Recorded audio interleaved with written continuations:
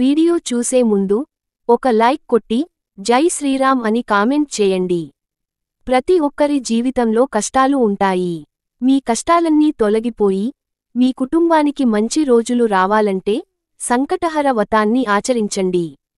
ఈ నెల మార్చి 17వ తేదీన సోమవారం నాడు సంకటహర చతుర్థి ఏర్పడింది. సోమవారంతో కలిసి రావడం ఇంకా విశేషం.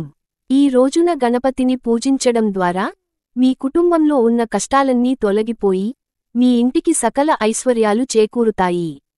సంకటహర చతుర్థి పూజను ఎలా చేసుకోవాలి? పాటించాల్సిన పరిహారాలు ఏమిటి?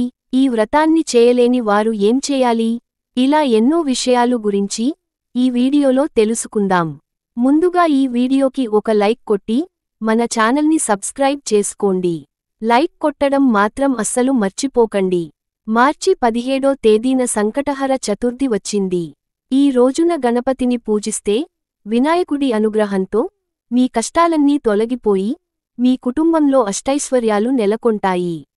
ఈ రోజున పూజ చేసే ఆడవారు ఉదయాన్నే నిద్రలేచి ఇల్లంతా శుభ్రం చేసుకుని తలస్నానం చేసి ఇంట్లో గణపతిని పూజించాలి. ఇంటి గడపలకు పసుపు రాసి ఇంటి ముందు ముగ్గులు వేసి ఇల్లంతా పసుపు నీళ్లు చిలకరించి ఇంట్లో పూజ ప్రారంభించాలి. మీ పూజ గదిలో ఉన్న వినాయకుని పటానికి గంధం రాసి కుంకుమ బొట్లు పెట్టి పూలతో అలంకరించండి. ఎరుపు రంగు పుష్పాలతో గణపతిని పూజిస్తే మీ పూజకు రెట్టింపు పుణ్యఫలతం లభిస్తుంది. ముఖ్యంగా ఎర్ర మందార పూలతో గణపతిని పూజిస్తే కోరిన కోరికలు త్వరగా నెరవేరుతాయి. ఈ విధంగా గణపతిని అలంకరించుకొని గణపతి ముందు ఒక దీపం వెలిగించాలి. ఈ సంకటహర చతుర్థి వ్రతంలో అతి ముఖ్యమైనది ఏమిటంటే గణపతికి ముడుపు కట్టడం. కాబట్టి వినాయకుని ముందు దీపం వెలిగించి తర్వాత ఒక ఎరుపు రంగు జాకెట్ ముక్కను తీసుకొని ఆ వస్త్రానికి చివర్లో పసుపు రాసి మీ మనసులో గణపతిని తలుచుకుంటూ మీ మనసులో ఉన్న కోరికలను స్వామివారికి చెప్పుకుంటూ 3 గుప్పిళ్ల బియ్యాన్ని తీసుకొని ఆ ఎరుపు వస్త్రంలో పోయాలి. అలాగే 2 ఎండు ఖర్జూరాలు, 2 వక్కలు, అలాగే 11 రూపాయలను దక్షిణగా వేసి గణపతికి ముడుపు కట్టాలి. ఈ ముడుపును మీ పూజ గదిలోనే పెట్టుకోవాలి. పూజలో స్వామివారికి నైవేద్యం సమర్పించి గణపతికి హారతి ఇచ్చి ముడుపుకు కూడా హారతి ఇచ్చి ఒక కొబ్బరికాయను సమర్పించి స్వామివారికి నమస్కారం చేసుకోండి. చివరగా తలపైన అక్షింతలను వేసుకుని 5 ప్రదక్షిణాలు చేసి ఈ గణపతి వ్రతాన్ని ముగించుకోవాలి. ఈ విధంగా ఉదయం పూట ఇంట్లో పూజ చేసి సాయంత్రం 6 దాటిన తరువాత స్నానం చేసి మరలా పూజ గదిలో ఒక దీపం వెలిగించి పూజ గదిలో ఉన్న ముడుపును విప్పి అందులో ఉన్న బియ్యాన్ని తీసి ఆ బియ్యంతో పరమాన్నం తయారు చేసి గణపతికి నైవేద్యం సమర్పించి ఆ ప్రసాదాన్ని కుటుంబమంతా స్వీకరించాలి. ఆ ముడుపులో ఉన్న వక్కలు అలాగే 11 రూపాయి బిళ్లలను కూడా తీసి మీ బీరువాలో పెట్టుకోండి. మీ ఇంటి ఆదాయం రెట్టింపు అవుతుంది. మీ ఇంట్లో పుష్కలంగా డబ్బు ఉంటుంది. యాలకులు డబ్బును ఆకర్షిస్తాయి. కాబట్టి ఈ సంకటహర చతుర్థి రోజున ఇంట్లో పూజ చేసేవారు 21 యాలకులను తీసుకుని ఒక పసుపు దారానికి గుచ్చి ఒక యాలకుల మాలను తయారు చేసి గణపతి చిత్రపటానికి వేయండి. ఈ సంకటహర చతుర్థి రోజున వినాయకుని చిత్రపటానికి యాలకుల మాలను సమర్పిస్తే అఖండ కుబేర రాజయోగం కలుగుతుంది. ఆర్థిక సమస్యలన్నీ తీరిపోతాయి. ఈ విధంగా సంకటహర చతుర్థి వ్రతాన్ని ఆచరించాలి. ముఖ్యంగా ఈ వ్రతాన్ని ఆచరించేవారు ఉపవాసం ఉండాలి. ఉపవాసం ఉండేవారు పాలు, పళ్ళు, అలాగే కూరగాయలను తినవచ్చు.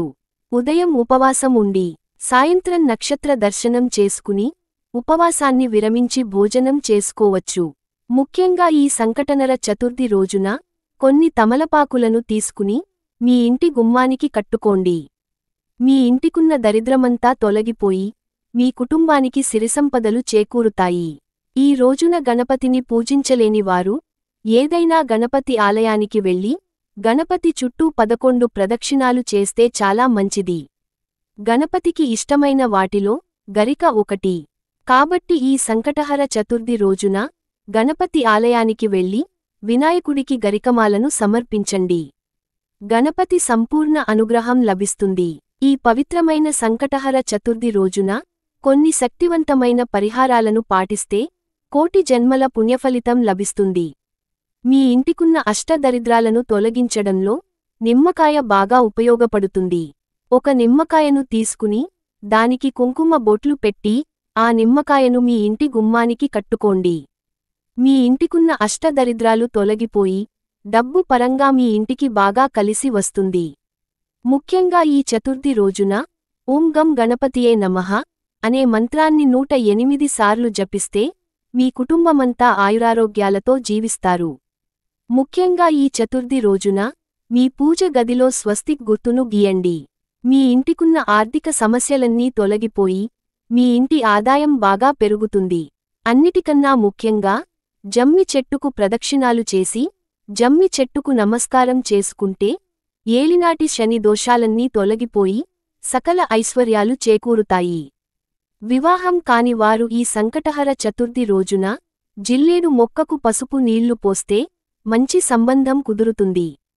త్వరగా వివాహం జరుగుతుంది. అలాగే అప్పుల సమస్యలన్నీ వెంటనే తీరిపోవాలంటే ఏదైనా గణపతి ఆలయానికి వెళ్లి గణపతి ముందు 4 దీపాలు వెలిగించండి. గణపతికి నమస్కారం చేసుకోండి. త్వరలోనే మీ అప్పుల బాధలన్నీ తీరిపోతాయి. గవర్నమెంట్ ఉద్యోగం త్వరగా పొందాలనుకునేవారు ఈ సంకటహర చతుర్థి రోజున గోమాతకు ఆహారాన్ని తినిపించండి.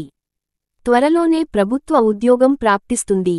చతుర్థి రోజున రాత్రి సమయంలో చంద్రుడికి అర్ఘ్యం సమర్పిస్తే జాతక దోషాలు అన్నీ తొలగిపోతాయి.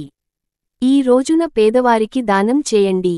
మీ ఇంటికి చాలా మంచి జరుగుతుంది. ఈ వీడియో మీకు నచ్చితే లైక్ చేసి సబ్స్క్రైబ్ చేసుకోండి.